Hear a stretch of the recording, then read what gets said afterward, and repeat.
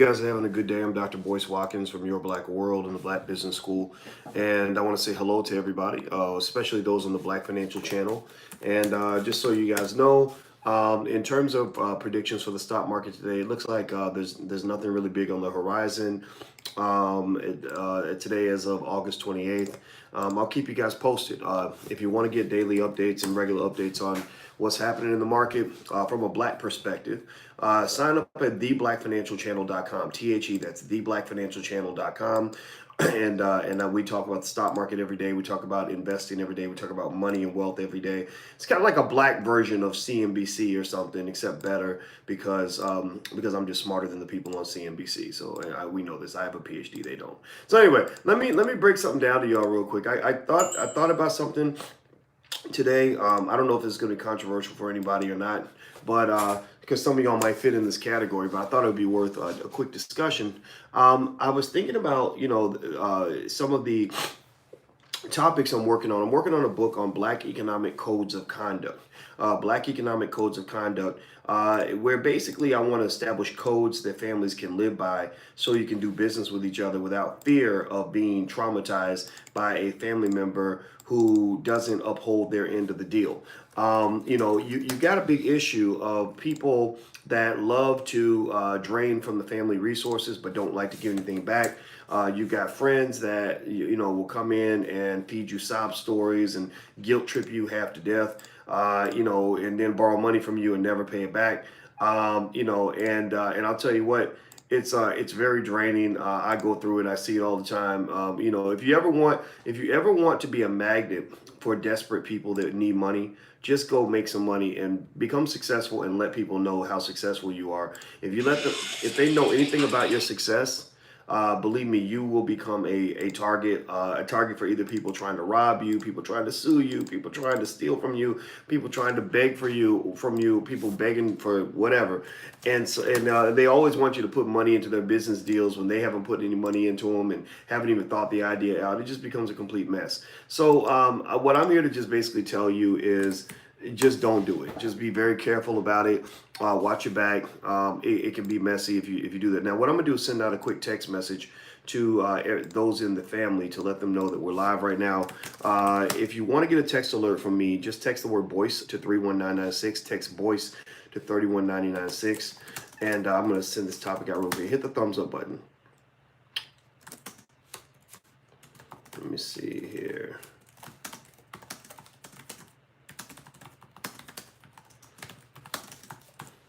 Okay, all right. So here's what I wanted to share.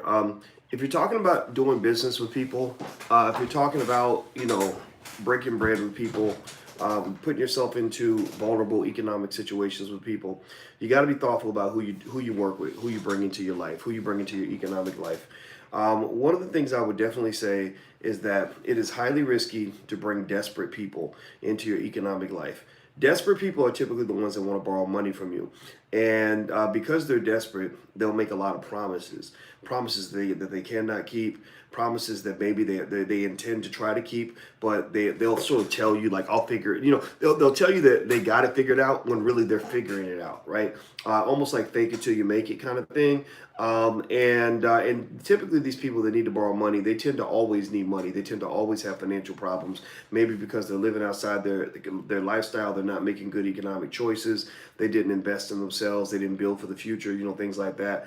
And I can just tell you it's just bad news, because if you are a responsible person, if you are a pillar, a rock for your family, a rock for your community, then people will come to you because they see you as a rock. They see you as being rock solid, like you're going to follow through. They know that if you tell them you're going to get the money to them by Thursday, you'll do it. Does anybody go through that? Does anybody ever have relatives that want to borrow money and it's like amazing to you how someone could just borrow money, especially a man. I think women too as well, but like for men, I would just look at men that if they borrow money from me and never paid it back, I'd be like, what's wrong with you? Like, do you not have any testicles attached to your body? Like, where's your pride? Even if I can't, I remember, first of all, I don't like to borrow money from people, but if I did, and when I have, my feeling was always like, okay, I gotta pay you back. I gotta pay you back. Okay, I can't pay you. I know I said I pay you Thursday, but I something came up and I apologize. But I'm gonna give you the money on on Tuesday, and I'll even throw in something extra just to make up for it because I don't want you to think I'm a sap. I don't want you to think I'm a wimp or a sucker or whatever. Well, there are people who don't carry those same codes, who don't have that same value system. So ultimately, what I encourage you to do is don't loan money and don't do business with desperate people. Desperate people who need the money badly are going to make awkward business deals with you. They're going to set up situations where if they know you have money, they're going to want you to put up all the money and they put up nothing. They're going to make promises to you that they cannot keep. They'll do things like they'll promise to work 4 hours a day on the business when they got a full-time job, with knowing that they can't do it. They'll be like, no, no, no, I can do it. I can do it. I'll come home at 6. I can work from 6 to 10. I'll do that every day. And then when they get more comfortable, they go back into their old state of existence. Their old state of existence is what got them in that bad situation in the first place. They start getting lazy and they start getting arrogant or whatever. And in fact, actually in banking theory and finance, that's what they call moral hazard. Moral hazard is the risk that a person is going to change their behavior because you've now given them power. And another example of moral hazard, has anybody ever seen cases where maybe a girl is, not sure she wants to have sex with a guy, so the guy's really nice to her, bringing her flowers and all that stuff, and then she agrees to have sex with him, then suddenly his behavior changes, suddenly he ain't calling no more, suddenly he's not nice to her anymore. Well, that's another example of moral hazard. Moral hazard basically means that once you get the power, you switch it up on me, right? Or people who get married and they let their guard down, they stop trying to look good, they stop doing the things they did to attract the person. That's another example of moral hazard, right? So basically in loaning money, the moral hazard problem is a big deal because and you can tell me if you've gone through this experience. You'll have situations where somebody needs your money badly. They're very desperate, so they make every promise, say everything you want to hear. They're picking it when you call. They're picking up the phone in 3 seconds flat. Whatever you need, they're right there. I appreciate you because I love you. You're the best. You're this, and this, right? And then there is like the change in behavior that can occur after they get your money. Suddenly, they're not saying what you want to hear. Suddenly their attitude is a little bit different. They got a little bass in their voice when they're talking to you. They're not picking up the phone in 3 seconds. They may not pick up the phone at all. And so you're now in the desperate position where you're almost like a baby mama showing up at the club in your hair bonnet and bunny slippers, mad because he done took the baby diaper money and he's spending it on some chick, right? Because people like that tend to just sort of chase what they need. They're either chasing things that feel good, or they're chasing things that get them away from things that feel bad. They're going to put their money into the next investment that they have to put the money into, not to fulfill the commitments that they made in the past. So loaning money to a desperate person is a bad idea. Doing business with a desperate person is a bad idea. And so the other thing too is, if you loan money or do an investment or start a business with somebody that is desperate, make sure you have good contracts in place and make sure you have good safeguards in place so that you can go back and recoup whatever you put in. So the way I handle it is I don't ignore the desperate people in my family. I know exactly who they are. Some of y'all might be watching right now and you may not even know if you're on my list. But just so you know, if you haven't, if you've ever borrowed money from me and haven't paid me back, you're probably on my shit list. My grandma was like that. My grandma used to keep a list where she said, if you borrow money from me, you don't pay me back, I will never loan you money again. That was her policy. And I have a similar policy. But, the desperate relatives, I don't want to be totally cruel because I know that part of it's kind of a disability almost. Like they're trying to do better maybe, but they just don't know how. With people like that, what I do is if they need something, what I try to do is I will give them some money and not expect it back. I'll pretend like it's a loan, but in my mind, I'll be like, this person is making all these promises, but I don't take their promises seriously. I say, okay, yeah, okay, you'll pay me the $50 back. Okay, all right, of course you will, right? Yeah, I'm gonna pay you back. I promise you. Okay, yeah, sure, of course you will. Absolutely, I totally believe you, right? When really I'm like, I don't believe this person because they don't never pay nobody back. But I want to be nice. I think there's nothing wrong with being nice, even if the other person thinks that they're getting over on you. I don't think there's anything wrong with helping family. I like to help family. I like to help friends. It's fine. I just don't help them to the point where it hurts me. Right now, if I'm giving you some major money that's related to, that's going to really hit my family hard or sink my ship. First of all, most of the time it's not going to happen. But if it did happen because of some horrible situation, I'm going to have contracts in place. I'm going to have collateral in place. I'm going to have protections in place to make sure you don't screw me. And so ultimately, what I would just generally say is a general rule when it comes to doing any kind of investing with another person, or starting a business with another person, or loaning money with another person, all of which is a form of investment. Even a loan is a type of an investment. Um, you know, Pay attention to a few things. They pay attention to how much they have on the line. Like, if this deal doesn't go right, am I the only one who gets screwed because I'm the one who put up all the money, or are you getting screwed too? That's the first thing. Second of all, pay attention to their experience. If they want you to do something in the business, have they done this before? Do they have experience doing this, or is this some harebrained scheme where they just believe in their mind, they visualize in their mind how it's going to make $1 million? Well, they ain't never made even $100,000. How they gonna go out and make $1 million? You don't know nothing about making no $1 million, so don't talk to me about making $1 million unless you can show me where you made $1 million.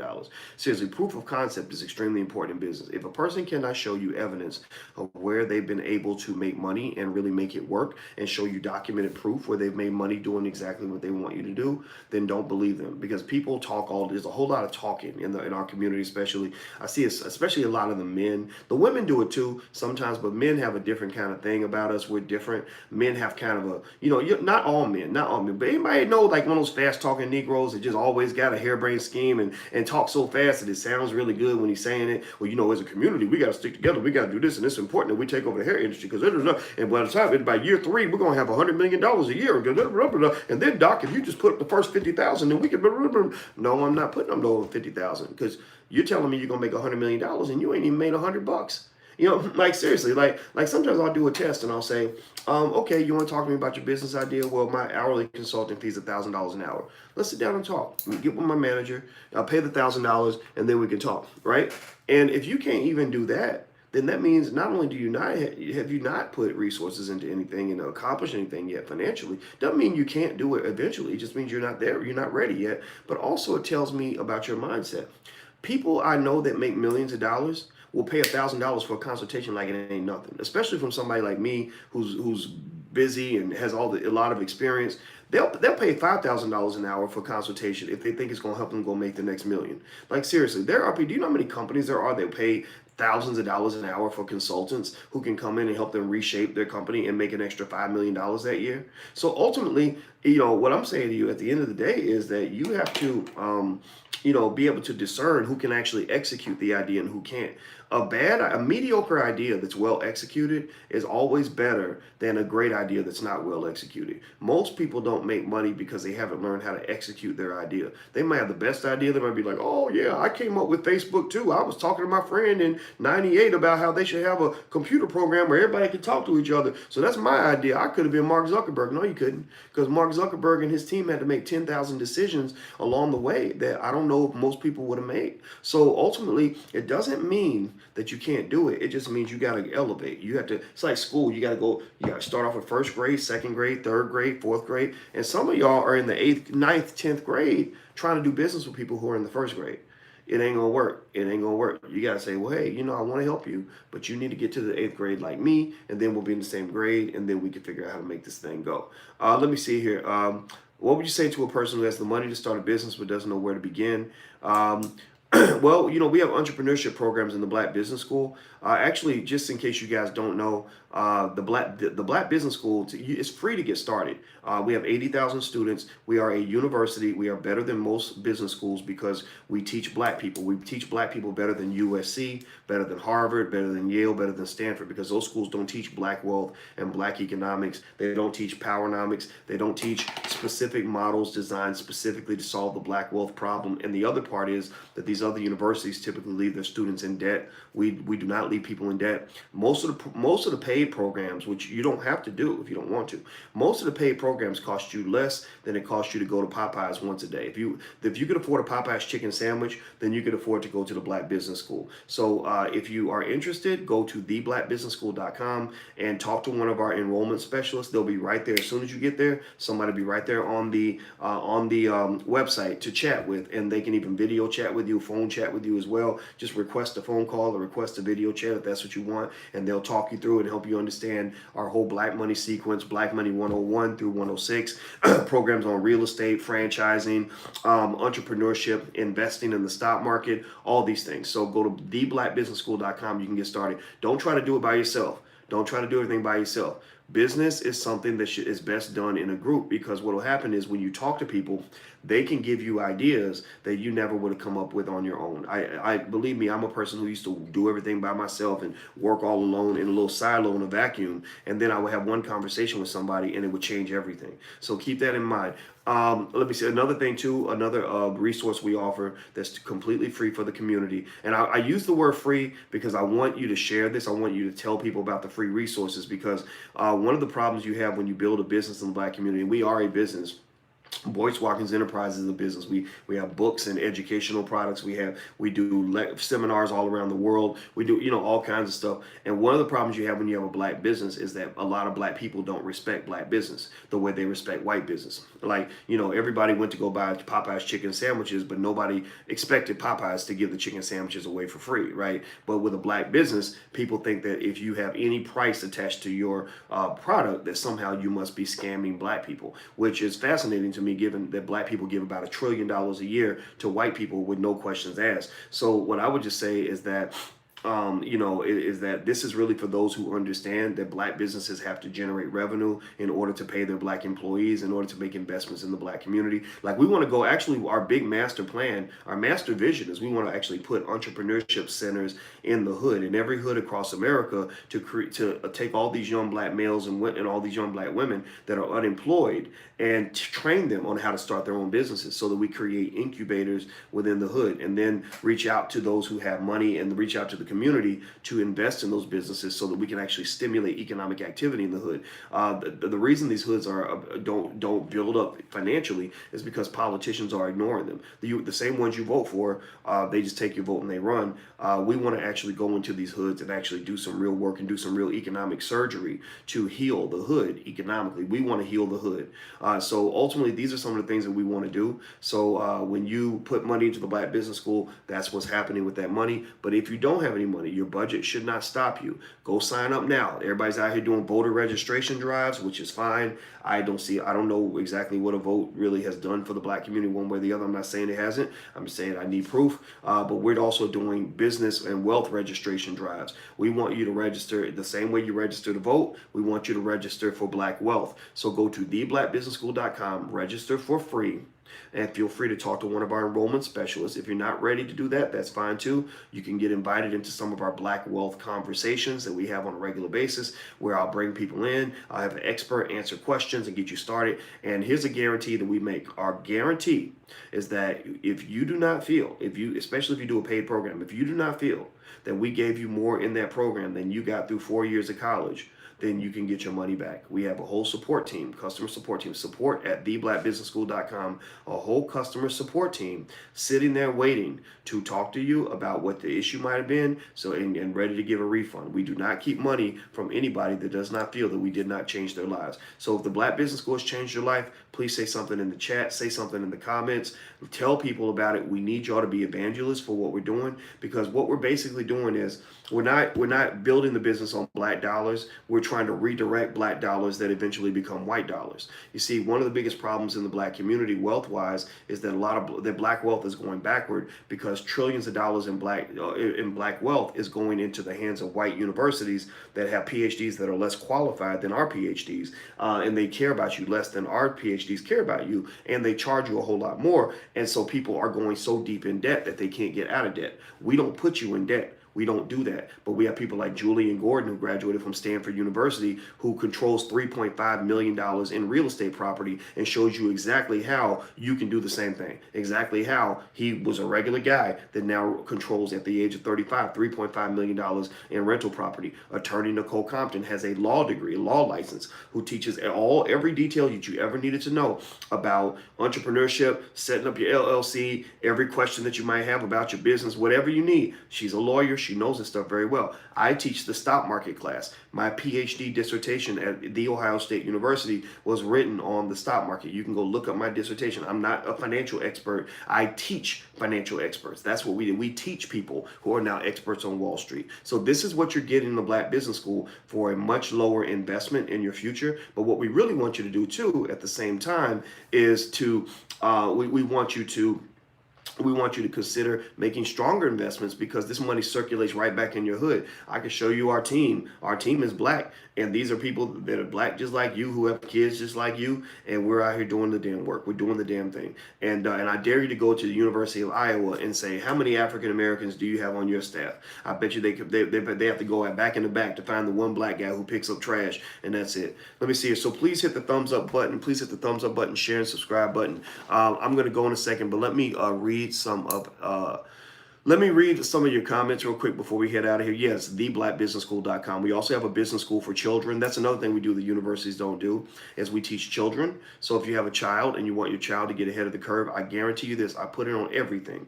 If you start teaching your child about wealth early, they're going to never have an economic problem, at least not the quote unquote Negro problems. They're never going to have the problems.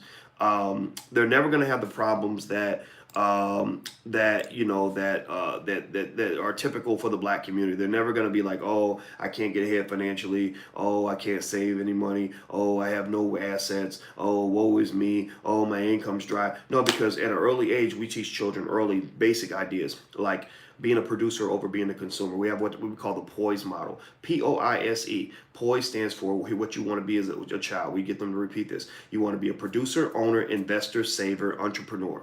Right? Producer, owner, investor, saver, entrepreneur. We teach them the KID model. We teach the families the KID model for turning your child into a millionaire based on knowledge, investment, discipline.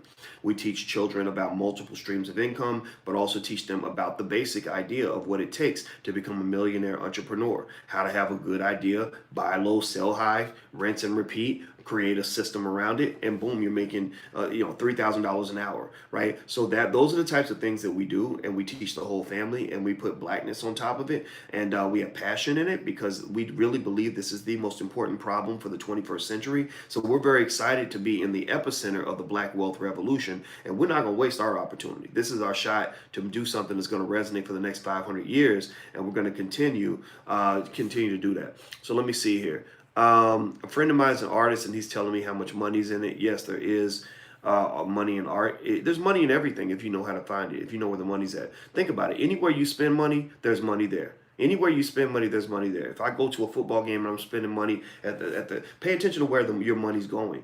Pay attention to every place you spend money.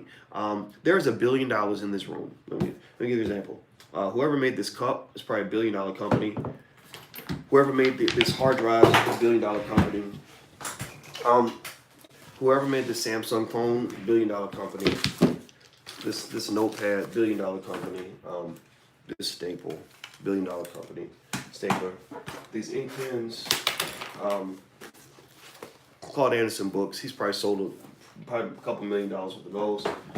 You can get going with this laptop, $1 million company. See, what you got to understand is there's money all around you. Anytime money goes out of your pocket, it's going into somebody else's pocket. Somebody has strategically set up a system to get that money out of your pocket so they can put it in their pocket and put it together for their children.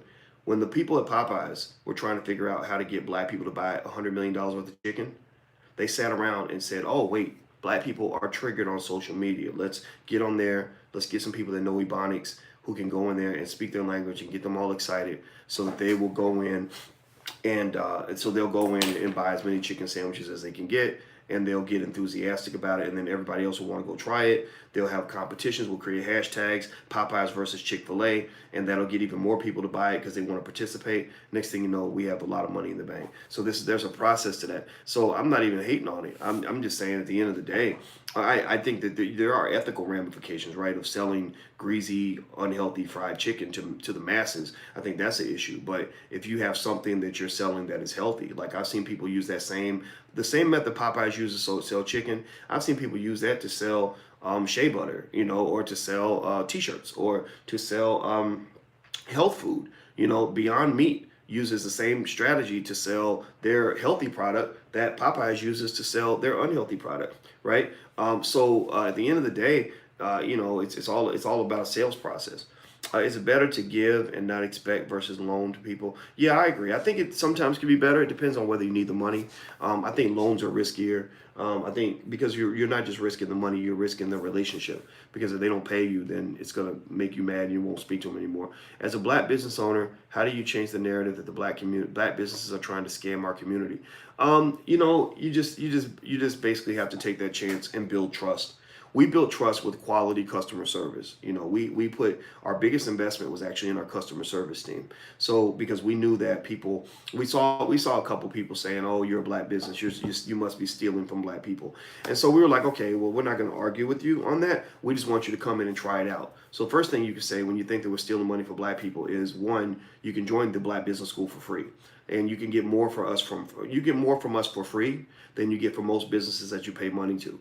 Then the second thing, after you see that we're better for free than most people are paid, then I want you to consider trying a paid program, and you'll find that we charge you 1/100th of what that big white university charged you, the one that left you $40,000 in debt. At that point, you're forced to confront your own white supremacy that led you to think that it was okay to go give a white university $100,000 when you won't give black professors with better credentials who actually care about you even 1/10 of that without complaining about it. So at the end of the day, and then if people aren't convinced at that point, then we don't want them there. We don't want them around. We don't want everybody in the Black Business School. We need people there that actually want to build for their families, who want to build for the community, those who understand blackness, who love black people, who see the vision. If you don't see the vision, then we don't see you. We can't help you at that point. We'll help you in the next generation. We'll help your children or your grandchildren when we have billions of dollars to work with, and we go in the hood and we can change more minds. But we're not going to sit around and fight with people all day. That's not something that we enjoy doing. All right, so let's see here. What are your thoughts on the stock market? I think the stock market has a lot of unnecessary volatility because of Donald Trump's tweets. I think that the global business community is becoming concerned about Trump. In terms like they're typically apolitical. Their politics is dollar bills, and so Trump was cool when he was helping them make money. But now that Trump is tweeting things that are causing the market to go up and down, up and down, up and down, you can make the accusation that Trump makes against China is that they are a currency manipulator. Well, China can come back and make the accusation that Trump is a stock market manipulator because Trump is moving the market up and down, up and down, up and down. And I'll tell you what, I'd be curious to know if he's buying and selling based on his tweets. Is he buying more when he tweets things that make the market go down, and is he selling more when he's doing tweets that make the market go up? Trump has manipulated the stock market in the past. He's done that. He did that in the 80s. He used to buy a lot of shares because he knew that people thought that he was going to be a people would think that he was going to do an acquisition, so he would buy, and they would say, "Oh, Trump is acquiring shares, so he must be ready to do a takeover." So people would start buying because they see him buying, so that would push the price up further, and then Trump would sell when the price was high. So it was basically a pump and dump. So my assessment, again, you guys hear me talk most of the time. I'm not really into the politics. I just don't care. You're not going to hear me sit around whining about some old crazy white man. That doesn't bother me very much. I'm not afraid of him. Nothing he does intimidates me as a human being. But I will say that you can make the accurate accusation that he is a stock market manipulator. All right. So, by the way, let's see. I see someone says, Alex says, "Respect, brother. Thanks for all the helpful knowledge and financial guidance. You are welcome, my friend. God bless you." Is the Black Business School helpful for people who already have a business? Yeah, we have thousands of business owners in the Black Business School.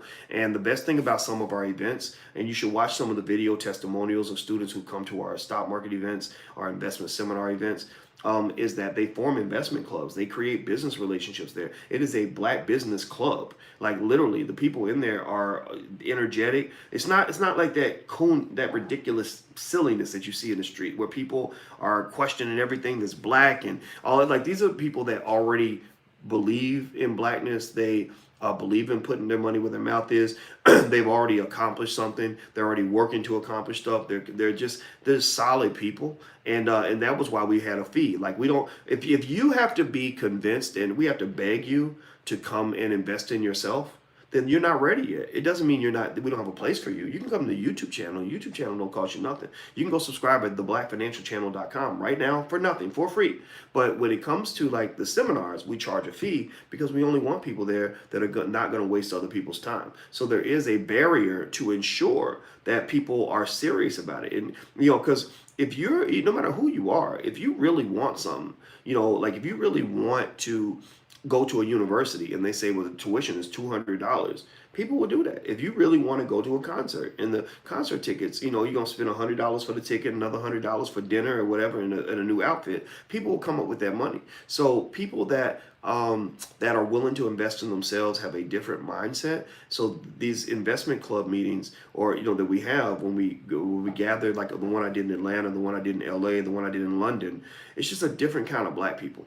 So ultimately, if you want to be around other black business owners who are doing amazing things, come to some of those events. You'd be amazed. I mean, people meet each other and they work together and they go off and they build these great things, and then they come back a year later and say, "Hey, Doc, we met at the last such and such, and now we're doing X. We're making extra $250,000 a year." And I'm like, "This is great." But by the way, I gotta go, guys. Please hit the thumbs up button before you go. Thumbs up, share, subscribe. Also, if you want to watch the Black Financial Channel, go to theblackfinancialchannel.com. Another piece of information: the All Black National Convention happens September 27th. That's another great networking opportunity for those who care. We are going to run out of tickets, just so you know. We will probably have no tickets at the door, so you want to get your ticket now. It's allblacknationalconvention.com. That's allblacknationalconvention.com. Last but not least, if you want to learn to buy your first share of stock, okay, Charles says Atlanta was fire. Thank you. Tell everybody, Charles, because I want people to know how good the investment is. We have the money back guarantee, but again, it's like we're working with mindset, so we want your help in getting people to know this is really good. You're not going to regret it, and if you do, we give your money back. But we haven't had to give one refund since it started, not one. And a lot of people come to these things. We've not had one person say, "Oh man, this is some BS, man. I want my money back." Hasn't happened. Okay. So anyway, let's keep going. Last but not least, if you want to learn to buy your first share of stock, go to blackmoney100.com. That's blackmoney100.com. And I think I've told you guys everything. So I'm about to get out of here, guys. Have a good day. Talk to you soon. And thank you for your kind words. I see you in there, Ricky, and Miss Elbow Jones said, "How you feel about the recession?" It's going to happen. Recessions always happen. I don't honestly. It's not as bad as you think. I mean, it just feels worse because the media keeps talking to you about it. But literally, if the media did not report on a recession and you didn't know you were in a recession, your life probably wouldn't change that much. To me, just being honest with you. I mean, it's not like 80% of the economy collapses. It's like, instead of 2.5% GDP growth, they have like 1% or 0.5% or something. But it's still a strong economy. Even our economy in a recession is better than 99% of all economies when they're in a boom. So it's kind of like LeBron James going out and scoring 25 points. Like, it's not a great game for him, but it's an amazing game for most people. So don't be scared. Just move forward and do the best you can with your family. And I've seen people do better during recessions than during economic upturns. And a lot of it is because what happens in your economic life is driven mostly by what you do. Like, that's what I call the idiosyncratic factor versus the systematic. Systematic is what affects everybody. Idiosyncratic is what affects you. Your life will not improve or not improve based on whether Democrat or Republicans in office. Your life will not improve or downgrade based on whether we're in a recession or not for most of you. Most of you, what's going to determine your outcomes is what you do, whether you're investing, moving forward, learning, picking up knowledge, thinking entrepreneurially, looking for opportunities. If you do that, then you're going to be better off. But if you don't, then maybe those things can affect you. That's just my 2 cents on it. All right, guys, so I'm out of here. Have a good day. Don't forget blackmoney100.com if you want to learn to buy your first share of stock. You can watch the training for free. You'll be an investor by this afternoon. I guarantee you. Talk to you soon. Have a good day. Peace.